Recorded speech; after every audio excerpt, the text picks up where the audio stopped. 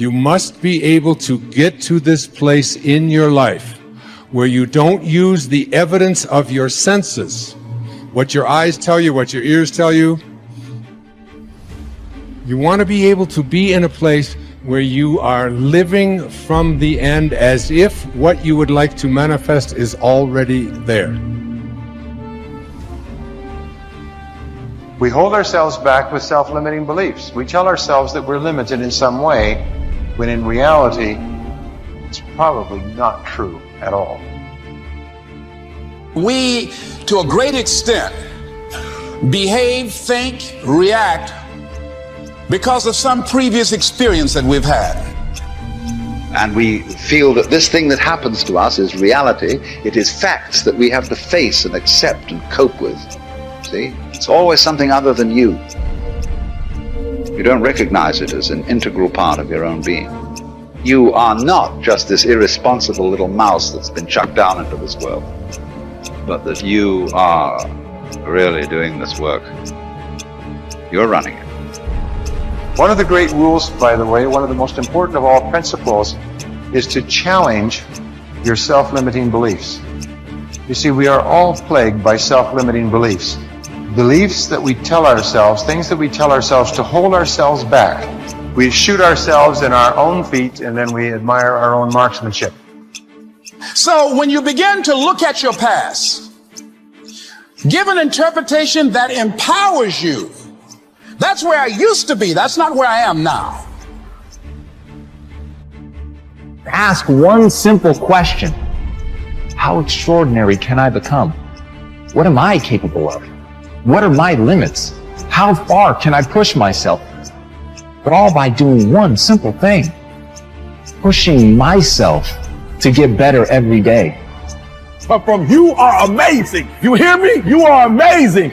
And the day you recognize you're amazing, the day you understand how amazing you are, everything changes. And I need you to understand something. When you recognize who you are, when you realize how amazing you are, there's just certain things you're not going to do no more. Come out here with what you got. You don't have enough money? Don't worry about it. You got the dream. You got the idea. You don't have enough resources? Don't worry about it. You need some help? Don't worry about it. You get out here in the arena, someone will look at you and become inspired and say, hey, can I help you? But if you're sitting up on the bleachers, nobody's going to ask you anything. You've got to get into the flow of action. Nelson Mandela, in his talk, said, our great problem is not that we feel that we are powerless, but that deep down inside we feel that we are powerful beyond measure. It's an incredible thought. It's almost a scary thought, isn't it? But it's also true, because the powers that you have are extraordinary.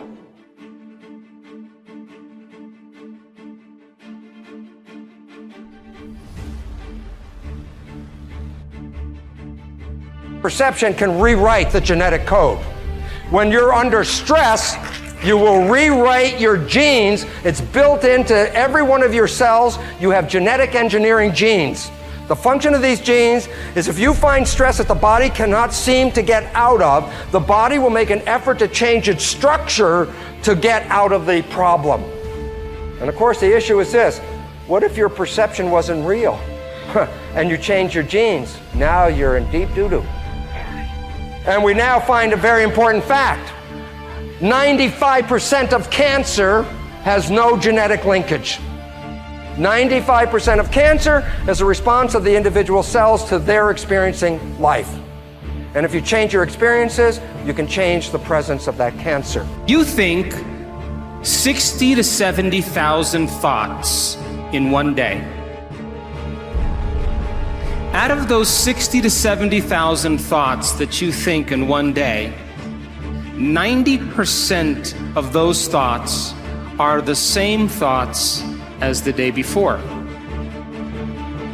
So if you believe that your thoughts somehow are connected to your life, then the same thoughts always lead to the same choices. The same choices always lead to the same behaviors. The same behaviors create the same experiences, and the same experiences produce the same emotions.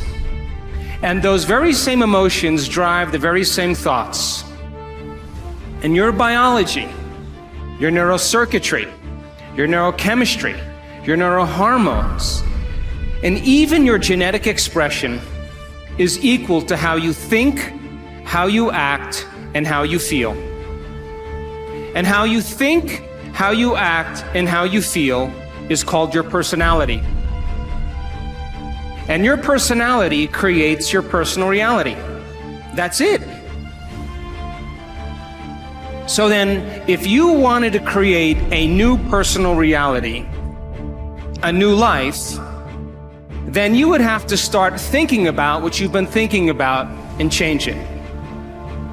You would have to become aware of your unconscious thoughts and observe them. You would have to pay attention to your automatic habits and behaviors and modify them. And you would have to look at the emotions you live by every single day that are connected to your past and decide if those emotions belong in your future.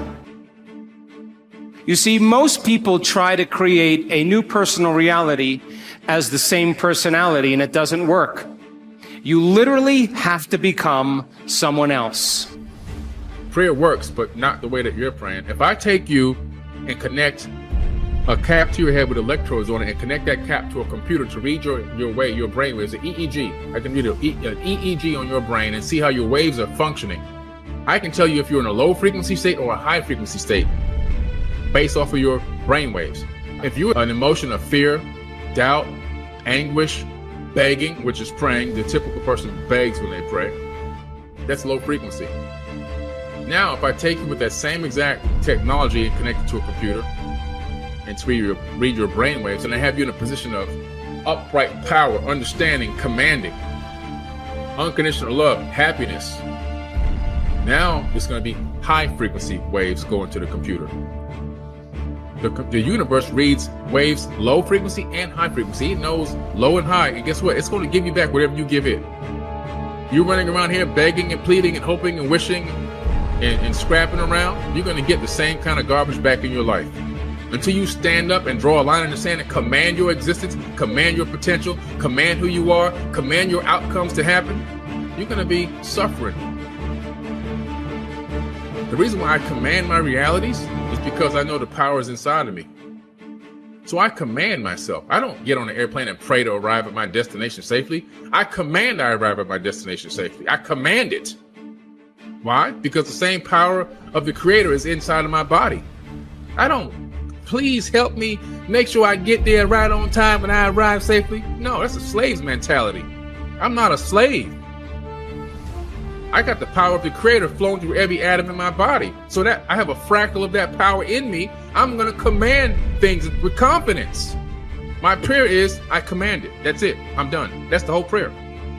That's the whole prayer. There's nothing else for me to say. There's nothing else to say. Command it. Walk in your true power.